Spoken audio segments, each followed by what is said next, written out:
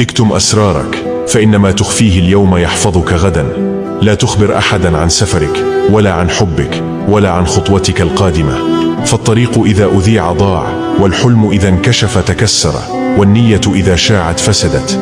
افعل الخير في الخفاء، فإن الله يراه ويكافئك عليه. وأحبب في صمت، فإن الحب إذا سكن القلب أنبت زهرا لا يذبل. وسافر في هدوء، فإن المسافر الذي لا يعلن وجهته يصل قبل أن يشعر به الناس. إياك أن تكثر الحديث عن نفسك، فليس كل من يسمعك يتمنى لك الخير. قد يبتسم لك من يخفي في داخله حقدا، وقد يصفق لك من ينتظر عثرتك. لهذا اجعل حياتك بينك وبين الله، وامشي بخطوات واثقة، ودع ضجيجك صمتك، ونجاحك جوابك. تذكر، البحر لا يفشي سره، ومع ذلك يدهش كل من نظر إليه.